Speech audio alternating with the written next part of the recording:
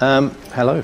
We're going to introduce ourselves first. I'm James Mooney. I come from a buying and merchandising background. I've actually worked with a couple of people in here, so yeah, it's good to see a few people. So my background is buying and merchandising, mainly merchandising. I've had a few kind of jobs in merchandising, from trading director of Topshop to Primark to River Island in France and a few other places. So I've actually worked in the business, and this is Michelle. Yep. Hi everybody.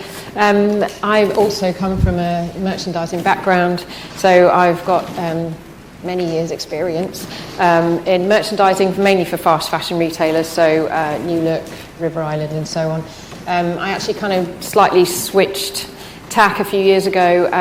Started working back at River Island on some of their merchandising transformation projects, one of which was actually the implementation of Nextail. So I've kind of seen this kind of implementation project from a customer point of view, and then kind of switched sides and now work for the company. So kind of quite a unique perspective of knowing what it's like to implement this kind of machine learning, AI-enabled tools as a customer as well. So it's good to see you all today. Yeah, so what we're going to start with is who we are. So I've been with the business for 3 years, and I'm an advisor to the business, mainly on product development, on business development. We were founded by actually somebody who was the operations director of Inditex. So we were founded in Madrid 10 years ago now.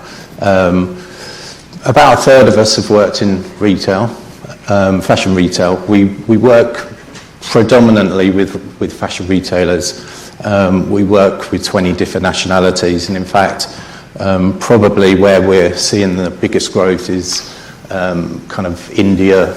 They seem to be a big take-up at the moment. Where we're seeing maybe the least take-up is probably in Europe, believe it or not. And just thinking about this morning, I think they said 73% of CEOs or McKinsey's are saying that the adoption of AI is pretty imminent. And, you know, I work with a lot of retailers, and I'd say a lot of people talk about it, but I think the take-up is probably under 5% at the moment. I don't think we're at the point where there's any kind of tipping point, but it doesn't mean to say it's not to come. But we're here really to tell you the real world rather than possibly the 2035. We're talking about 2024, 2025. We work with 30 global brands. That's not our revenue. I wish it was our revenue. That's their revenue. That's right. So you can see some of the guys that we work with. You probably know River Island, White Stuff, Mountain Warehouse. You can see that we've come out of Spain. That was where our initial kind of market entry was. And we've recently been working with Flying Tiger, so over in Copenhagen, which is, you'd kind of say, well, it isn't really fashion, but they are predominantly a seasonal business. So our tools work well for them. So just moving on to some of the things that were talked about this morning. Sustainability. Everyone talks about sustainability to us, but what we really see as the sustainability side of things is waste, and it's buying the wrong product and then sending it to the wrong channels. That is a cost to the business, to every business that we work with, and that's what everyone wants to reduce. And that's the lever, really, that everyone talks about. It's not really to be sustainable. It's to reduce their costs and reduce their markdown so that they can be as profitable as possible. And that's the key driver. Changing customer demand. I hate to kind of break this to you, but if a lot of the people that I've worked with, I've seen their faces went back into the front line, a lot of the systems and a lot of the ways of working is very similar to 5, 10, 15, 20 years ago. The biggest change has been how complex it's become. It's really about the channels. It's really about where you send stock by channel. It's not necessarily about how they do things differently. It's become much more complex. So, and that's because of the change in the customer demand, really driven by the new channels, which, you know, are not new anymore, but, you know, the online and the third-party channels. Everyone talks about kind of personalization, everyone talks about customization, but in reality, the complexity has come from the diverse amount of channels that everyone's working at the moment. And also, I mean, it was touched on this morning as well, where raw materials and the transportation from places like China, is not necessarily just China, but from everywhere, has become much more complex. So buying and merchandising is pretty much the same as what it was 20 years ago, but with a complexity which means that there's a massive need for what we believe is new tools that can help with what was said this morning, which is the wisdom, really, of the buyers and merchandisers. So, I'll move over here. So the 5 limitations of fashion retail merchandising. Really, decisions are based on budgets and plans instead of demand predictions. So even if you go to, you know, I've just done a year's transformation project with Matalan. They're still working on with the same tools as they did 10 to 20 years ago. So they're working on budgets and plans, breaking down their lines, breaking down their budgets. I don't know how many of you work in buying and merchandising or will work in buying and merchandising, but it's Excel spreadsheets, it's a lot of breaking down the forecast. What we believe is we can help on the forecast. We can help on that demand forecast. Sales forecast instead of demand forecast. And what we mean by that is when you're looking at your sales forecast going forward, you're really looking at 2 things: what you did sell and what you think you can sell going forward. And that sounds really obvious, but it's one of the things that people don't really look at, is what you could have sold. And what we can do is, at a touch of a button, tell you what you could have sold on your product, rather than merchandisers spending a week doing one line. You know, so that's the kind of thing we can do. Allocate too much initially and overstocking to cover uncertainty. So lots of businesses out there just send the stock out to make sure that they get every sale. What we believe is that just doesn't allow them to have the stock in the right place, and it really does put markdown into those stores. So what we've done is come up with tools to allow them to put the stock that they've bought in the right places by channel. Simplify reality and managing stores and products by averages. Unfortunately, you know, I had 600-700 stores at Pimki in France. You have to group stores together and treat stores the same, but they could be, one could be in Marseille and the other one could be in Lille, for example. And they perform very differently underlying, but they might take the same amount of money, they might be the same size store, but in reality those stores perform completely differently. And what we can do is allow every store to have an individual profile. And then apply too much weight on intuition and manual work. I think everybody knows that buying and merchandising, or especially buying, is a bit of an art. And what we try and do is to say, take away the intuition, take away that manual work, automate, and go with the machine. I know that sounds a bit like 2035, but we're now in the situation where we can actually tell you where to send stock and how many to buy going forward. So the consequences on that is to decrease the sales and low customer satisfaction. What we want to try and do is get the stock in the right place to increase customer satisfaction. we end up with high levels of inventory, high markdown, and high end-of-season leftovers. Now, as good as you are as a buying and merchandiser, that will always happen, but what we can do is minimise that and create a higher sell-through. And then numerous merchandising teams force spend days extinguishing fires and reacting to problems, which happens everywhere.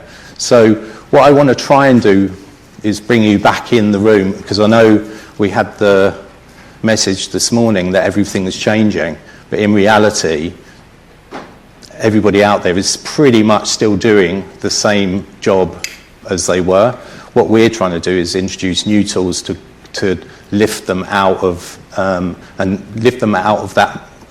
kind of extinguishing fires and allowing them to make better decisions. Okay, so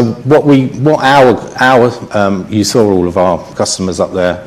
What we see is a better availability of stock, so we can send stock in the right place by channel, by store, and we improve full price sales. We can reduce reduce the working capital, so what that means is we can reduce the buy. We can increase operational efficiency because what we're doing is allowing users to make decisions rather than get to information. And then the sustainability impact is obviously that we buy less but we sell more, and that's kind of what we offer to our customer. I'm not going to go into the system so much. Michelle's going to be doing that bit. So the logic behind it. So we'll go. I'm trying to get through this quite quickly so she can do that. Okay, you want to take over? Yeah, she's going to talk about cats. Cats and dogs. Yeah. Okay. This is the good bit. I think it was you in the first session we had this morning said it's a bit of an emotional question, feels a bit overwhelming.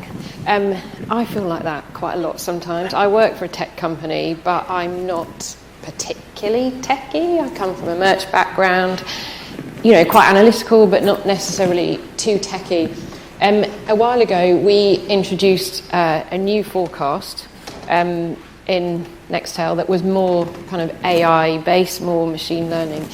And at the time, I was like, I don't get it. It's just all a bit too much.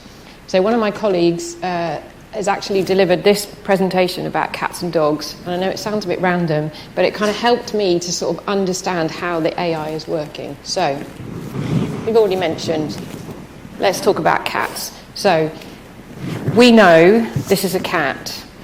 We know this is a cat because maybe it's got whiskers, it's got pointy ears, it's got a certain face shape. But how can you differentiate a cat from a dog? Because a dog...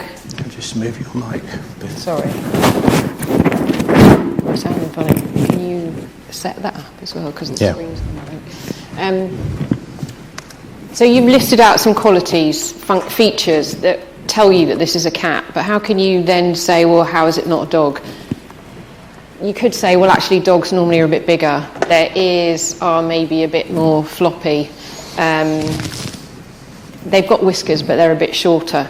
So you're kind of coming up with lots of rules about how you're differentiating between cats and dogs. But there's always going to be exceptions.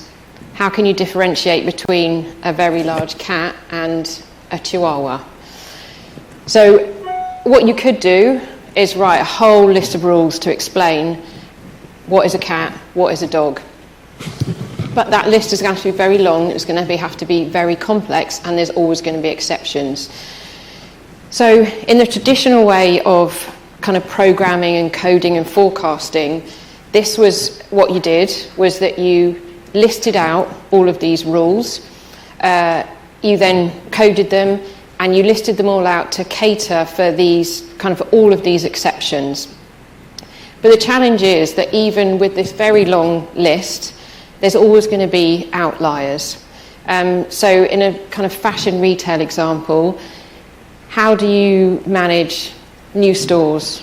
how do you manage a completely new product area that don't sit within those predefined rules because they're new, you haven't done it before.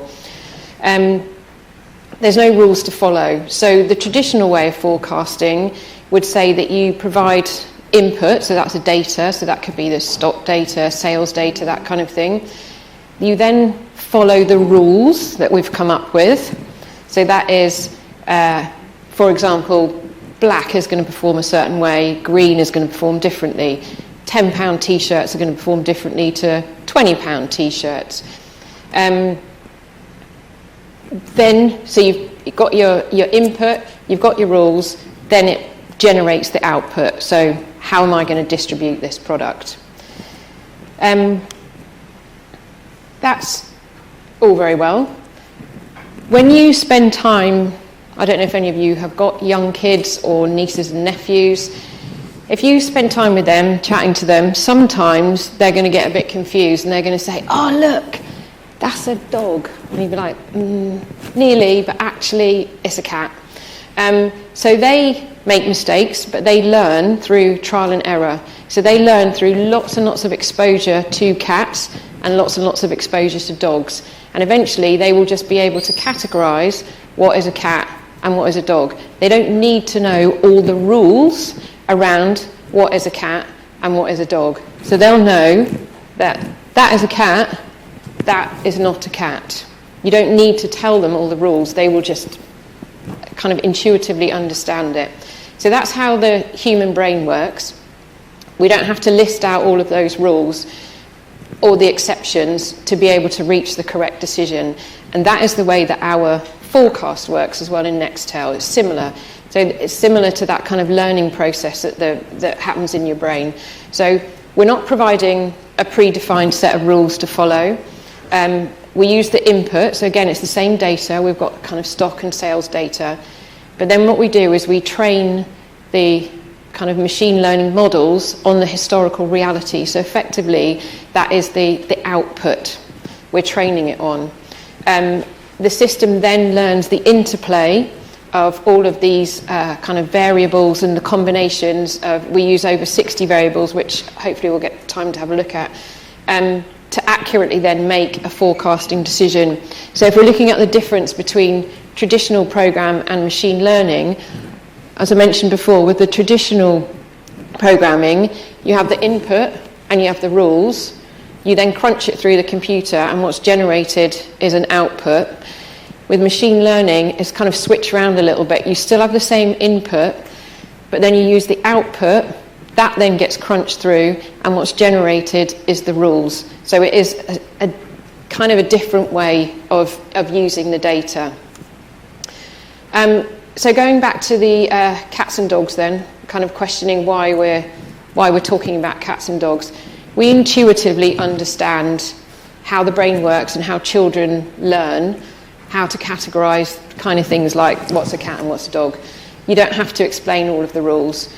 It's a similar approach with the gradient boosting machine learning, which is the technology that Nextail uses for forecasting. So we're looking at the complex interplay between these variables, meaning we don't have the same issues around exceptions to the rules. And this is a big problem with kind of more traditional forecasting methods, is that you get a lot of outliers in terms of a lot of over forecasting and a lot of under forecasting, and particularly with low data scenarios. So it could be new products. How do you forecast a new product if it's never sold before?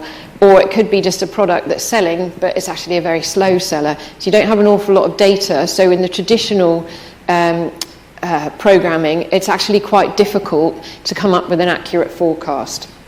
So in terms of the cats and dogs, hopefully that's kind of helped you understand a little bit how the kind of our algorithms work. I'm going to come on to later on when I show you the solution. One of the things that we often come across when we're talking to prospective customers is with traditional programming, it's actually much more easy, it's much easier to see, this is my output, how did I get there? Well, we've applied all these rules to this data, I can work it backwards from the output and I can understand how I've come to the output. It's much, much more difficult in machine learning to understand how we've got to the output. And actually that's one of the key concerns that a lot of our prospective customers have, is that it's a black box and I don't understand how it's coming up with this output. So when I come on to show you some of the screens in our solution, we show you some of the visualizations we've got to try and help customers see how that forecast has been generated. Before we do that, I just want to quite quickly talk through our kind of forecasting and optimization.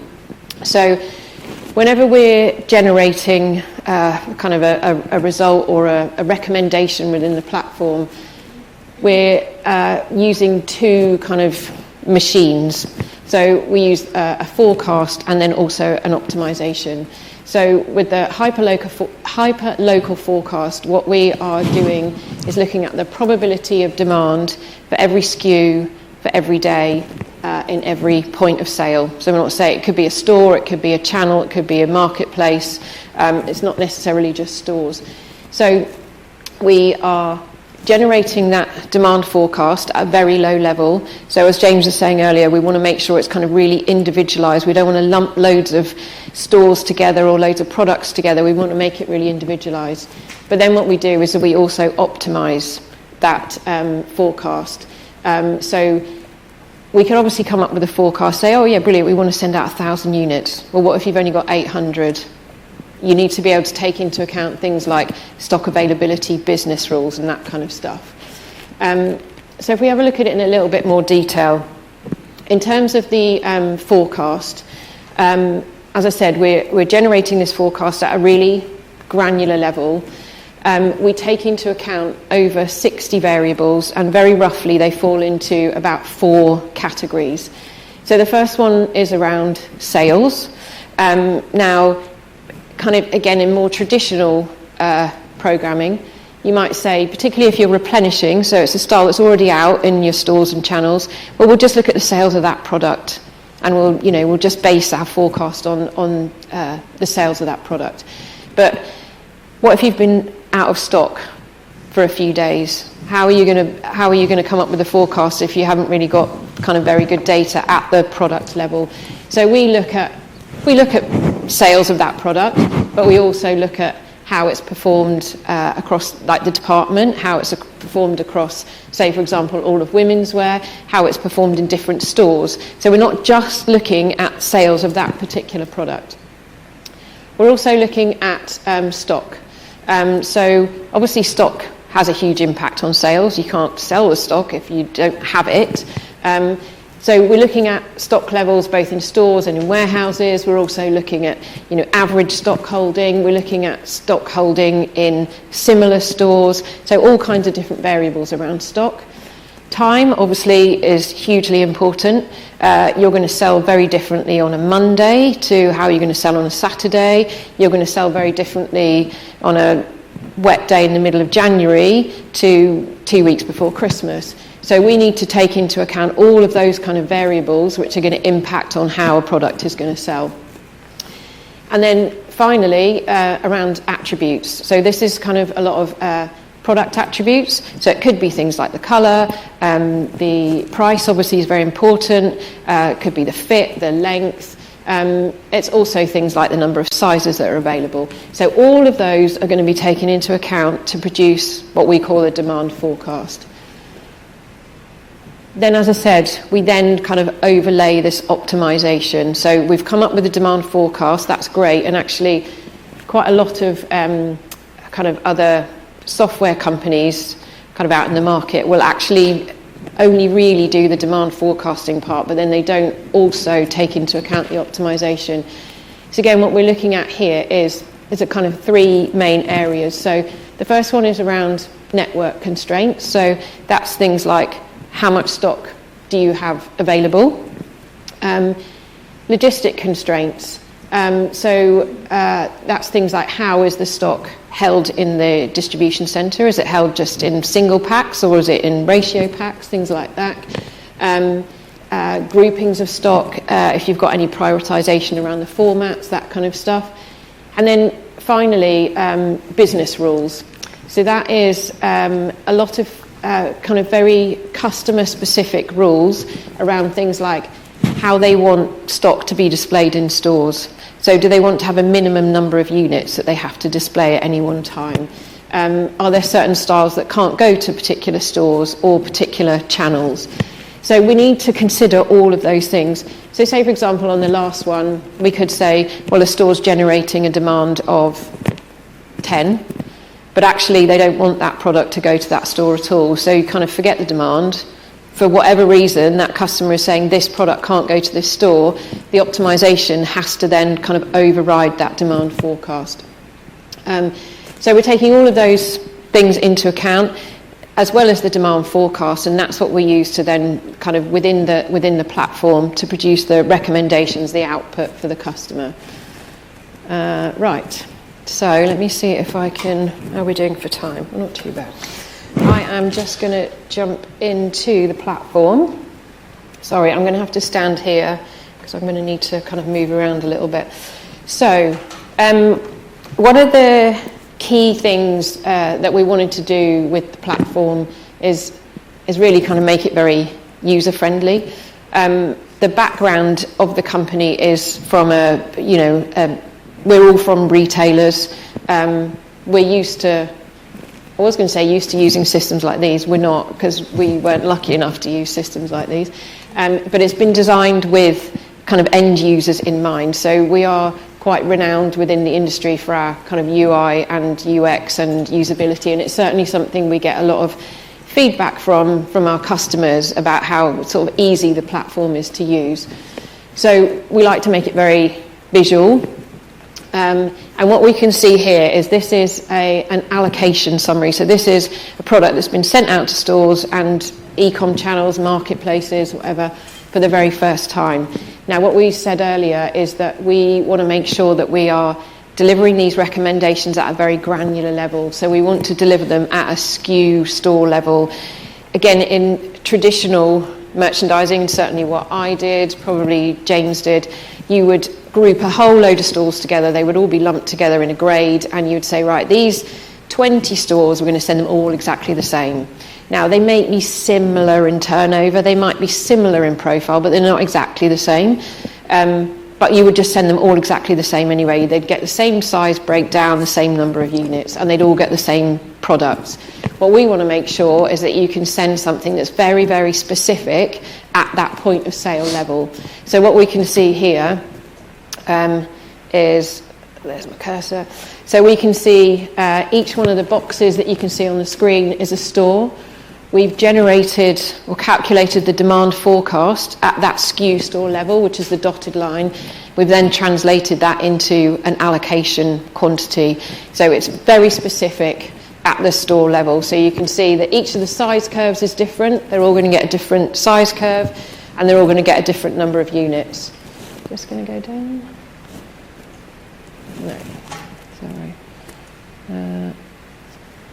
There we go. So you can see, it's totally different per store. So this is for first allocation. Another thing I just wanted to show you is some of the visualizations we have on replenishment.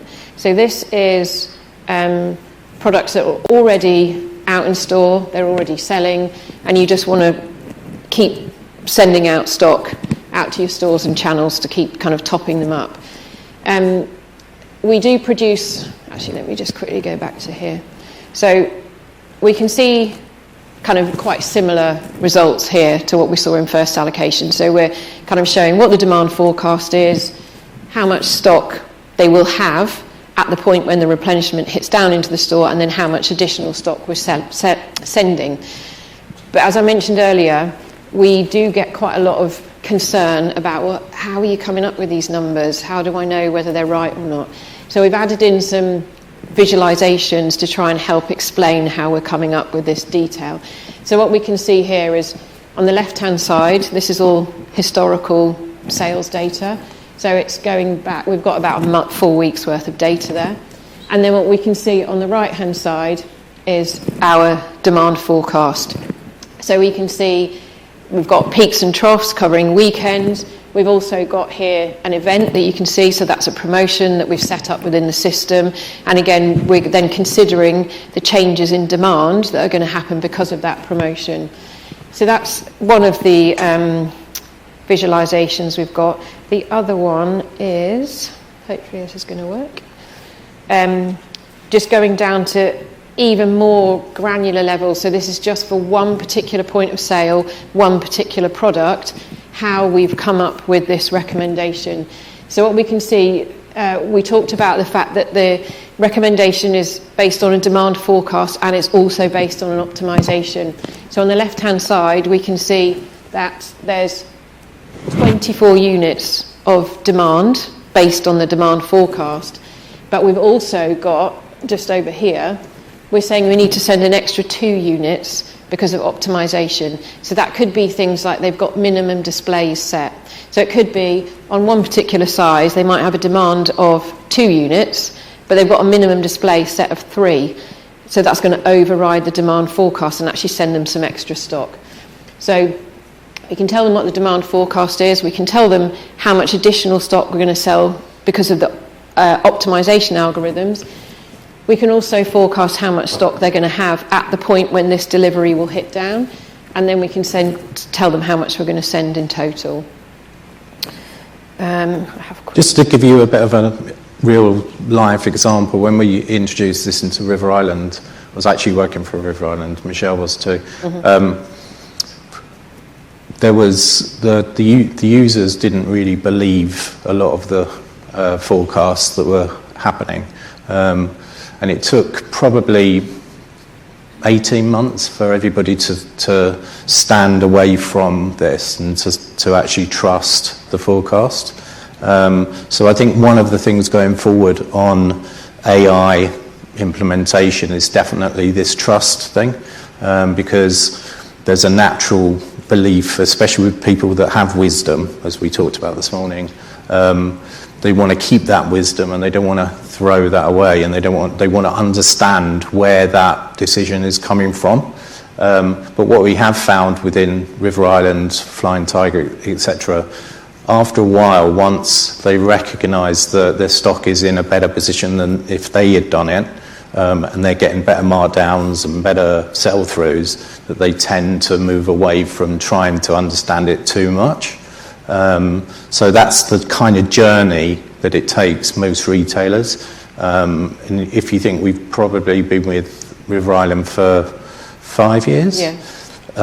We're introducing new tools with them slowly. They're not overnight saying, right, okay, you've done that, let's have this, let's have this, let's have this. It's still a slow transition. In terms of users' wisdom or knowledge, they still want to hold on to that. And I think until that kind of there's that tipping point where you do trust the machine, if you like, it's going to still be quite a slow uptake, I think.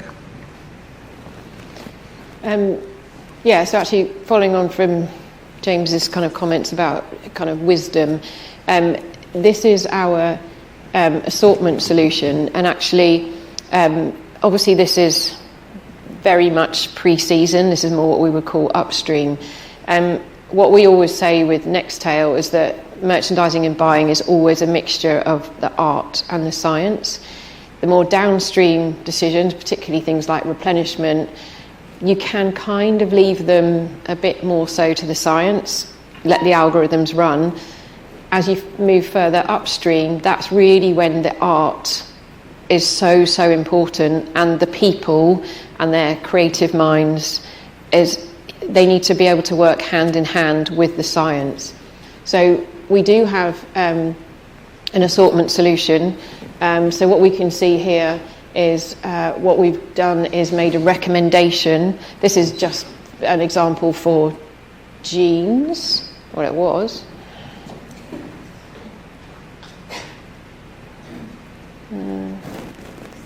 There we go. Okay, so this is a recommendation for jeans. So what we've done is we've looked at loads of historical analysis on how it's performed. We've also taken into account things like cannibalization, which is really important. It's saying effectively for every option that you add into an assortment, you're going to keep taking money, but only to a certain point, because at a certain point you're actually just going to saturate it, and you can add more and more, and it's just not going to deliver anything. So that's the kind of thing we can take into account in here. So what we've done is we've made a recommendation at a kind of a top line level. So here we've got it by subcategory, but we could have filtered it maybe by colour, we could have done it by fit, by leg length, anything like that. We've made a recommendation of how that assortment should be structured for the next season that you're looking to plan. But then what we'll also do is we will kind of take that down to a product level. So we'll say, okay, we've given you that structure, a more top line level. What should that look like at a product level? So we'll say how many products should be at a certain price point, what colours should they be, what margin you should be getting. We'll also, let me just see if I can show it on here. So we will, maybe that's not going to work. We'll also give them kind of like a size breakdown, pricing, all that kind of stuff. What we really find with the assortment solution is that we will make this recommendation, but then it really, really is up to the users to then go in and say, okay, this is my base, this is my starting point. However, I know what the trends are for next season. I know what the colours are going to be, the shapes, the fits, that kind of stuff. We are looking to be able to incorporate that more into here, but you're never going to get away from needing that human intervention in this kind of process. So we're never saying that, oh yeah, we'll just implement Nextail and then you can just get rid of all your team, because that's not how it's supposed to work. It's supposed to work hand in hand with, the team members at basically what this does is looks at every SKU by store, by channel, and potentializes every line, looking back, and says, if based on what's happened, this is the category mix that should be you should use going forward. And when we show this to our kind of customers, they say, well, what about trend, what about weather, what about it's World Cup this year versus last year, what about all that stuff? It doesn't take into account that. So that what we haven't created is kind of like a crystal ball. I think if anyone actually is telling you that they can produce that, that's probably a little bit too far at the moment. But what we can do is overlay trend on this, and have a trend button, have a weather button, have a whatever information that everybody wants. We can overlay, but you are getting to the point of it becoming very expensive, because all of that information costs money, and what our customers want is it for the cheapest, because they need to make a return. And one of the things that we do find is a bit of a barrier to the 73% or whatever it was this morning is the investment costs on all of these tools, in terms of not just the cost of it, but the updating, the new ideas, the new kind of investments that are going to be needed. And until you can prove, I think the slide 5 or 6 slides ago, where we said we can give you better sell-throughs, better markdowns, blah blah blah. It's okay for us to say that we can do that, but it's for CEOs to sign that off. And some of these tools are hugely expensive, and at the moment retailers out there haven't got huge amounts of money, so the adoption is quite slow. And I feel like I'm being negative, but I'm trying to tell you the real story. The reason why there isn't this massive surge is because a lot of these tools need to be able to earn their keep, and they need to be able to prove that they can do a better job than a team of branch merchandisers, for example. I think I'm conscious that we are kind of bang on out time. of time, but does anybody have any questions? Hello. At the back. Yeah. I'd just be interested to know, so River Island, since they've taken on over the last 9 years and you've been working with them, Yeah. what are they seeing in terms of their profitability on a year-on-year progression? Is it instant? Is it growing each year? Are they seeing that positive Yeah, what we did with River Islands is that we came up with our numbers, and they come up with their numbers, and we kind of married them together. There's so many variables within retail, it's quite difficult to kind of, and there's so many projects going on within retail. It's to, you have modernizations, you have new ideas, and it's difficult to say what one tool is actually going to bring you. So what we tried to do is really focus on our specifics of what we bring. What we can say is that on all of those indices that we showed you, River Island beat all of those indices. So we showed you the average of what we think we can do, but they managed to buy less and sell more and have less markdown. So, which turns obviously into bottom line profit. So, and their return on something like Nextail was probably within the season that they were trading. Yeah. So I was going to say, one of the things with Nextail actually is we do implement very quickly. I worked on some projects before Nextail, and they literally take years to implement. Nextail, we can be the biggest thing is the data integration, not from our side, but it's often from the customer side, can be a little bit slow. But we can do that in kind of 6 to 8 weeks, and then we can actually be up and running and live within about 4 months. And then literally from day one, you're delivering benefit. There's huge soft benefits from it. We could put it on an app. The store manager can look at kind of bestsellers in the group of stores that he or she is kind of in, and say, well, why isn't my that line working in it, but it's working in every other store in my area? They can get that on the bus on the way to work.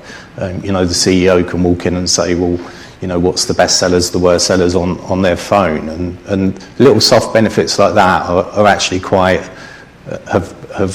we didn't realise that they would be such a big thing.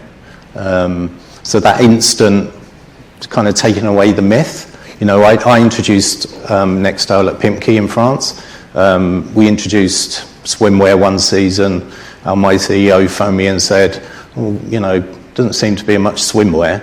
I thought we'd introduced, thought it was out there, and I could tell him that it was in stock in 88% of the stores at that point in time. So there was no wasted time and wasted energy. It will be 100% by Tuesday. Do you see what I mean? It's more kind of accurate than a lot of the information that you can get from current systems. I hope that answers your question. Full visibility. Hang on, over here. I don't. Here, thanks.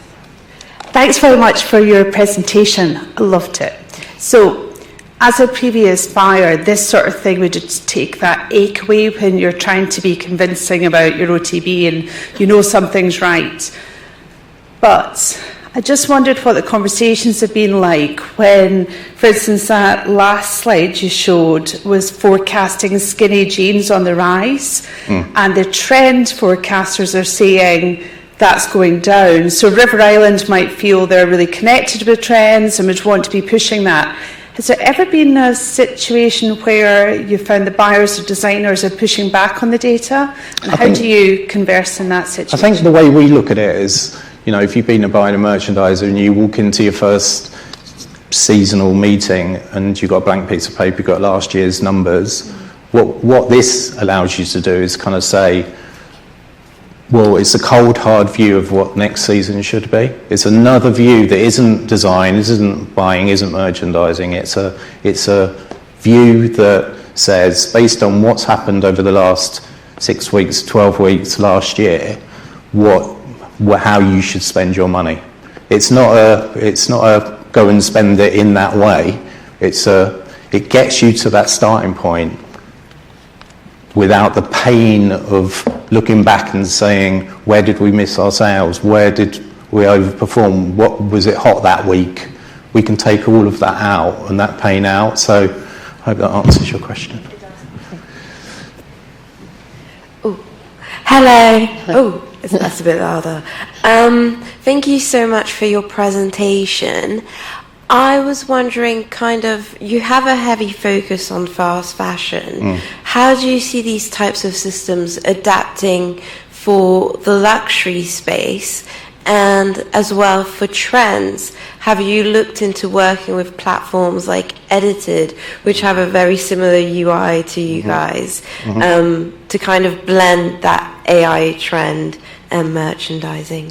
Yeah, I mean, we've got some kind of partnerships with other businesses that aren't in our kind of heartland. Our heartland came from, the operations director of Zara, who said we can send the stock out in a much better way than we are, come on. And then they didn't want to do it because they didn't want to invest in it, and he went and built it and sold it to lots of other people.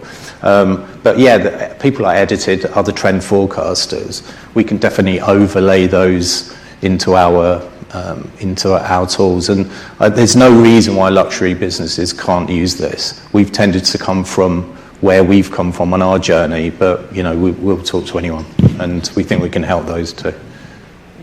We do actually have some luxury customers, and actually since we introduced our new better machine learning forecast, it's actually even better now for those kind of customers. The traditional forecasting works okay if you've got fairly fast turnover, but obviously for luxury, generally their rate of sale and their stock turn is much, much slower. It's therefore that much more difficult to forecast. But actually now with our new machine learning forecast, it's much better at using kind of low data, which is more like the luxury sector where their sales are that much slower, to still be able to forecast accurately how they're going to perform going forwards. So we do have some luxury customers. You're right, we were more designed around the kind of faster fashion. But certainly with the new machine learning forecast, it is definitely something that we can manage as well. Yeah. Okay. Hello. Hi. Hi, I'm Julie. I work at LCF, but prior to that I was a buyer working in the fast fashion industry. And I just wanted to ask really quite a generalised question for any young people in the room. And that's really about AI and how it will affect employment in the future, because looking at this, it's a really compelling case, especially in terms of things like replenishment. Does that mean that you will need less allocators in the future, for example, which is traditionally the sort of entry route into merchandising? I mean, how is AI going to affect jobs? And I appreciate you said it still needs the human touch, but does it not mean that in theory companies could need less people? Possibly, but I think where the jobs or the people will end up leaving or not be in those vacancies anymore will be on roles that are probably quite boring, if I'm really perfectly honest. Everybody wants to get rid of and automate the roles that are. We kind of think in buying and merchandising, we all went through it, and you all have to put on purchase orders, we all have to do allocating, but in reality that's not what people go to university and go to college to learn and be. So when the CEOs are saying they want to introduce AI, what they really want to do is to automate some of the really painful tasks, and I think that's a good thing, if I'm perfectly honest, because, having just spent a year at Matalan, there's still people coming from, schools and universities and having to do very, very manual work. And I think the more that we can help to automate those things, whether it's with AI or without AI, I think it'll be good for retail, because I think the fallout rate is still really, really high, if I'm perfectly honest. Thank you. One last question. Yes, hello. Raquel from... Okay, my question is very simple. How do you use your platform with your customers? Do you have dedicated people who train your customers, or do you actually elaborate the different forecasts that that each particular company needs? No, so it is SaaS software, so every customer is going to get the same. Obviously, there's certain levels of kind of parameterization. So I talked earlier about things like minimum display quantities, whether you have packs or pre-packs. There's all sorts of ways that the retailers themselves can, I say customize, they're not actually changing the software, but they can customize the way, the kind of parameters that it's using to then generate those results. So it's, software as a service. We also then provide, we call it like onboarding, so it's lots of training, lots of discoveries about how they currently work, how things might have to be different, the processes are going to have to be different with Nextail. Then we train them, then we support them after they've gone live, looking at the results of replenishment, because as James was saying, it takes a little while for people to trust it, so we want to help them to know that what it's producing is okay. But then we then provide kind of account management after that as a point of contact, but generally they get to a business as usual stage and they just kind of manage it themselves. So it's the same software for everybody, but everybody's going to use it slightly differently and they'll parameterize it differently. Thank you. So, okay. Thank you very much, both of you. My background is also buying and merchandising, so I wish we'd had this when I was going through all those arduous tasks. But thank you both very much. Really insightful, really interesting, and great to see the platform. So thank you so much.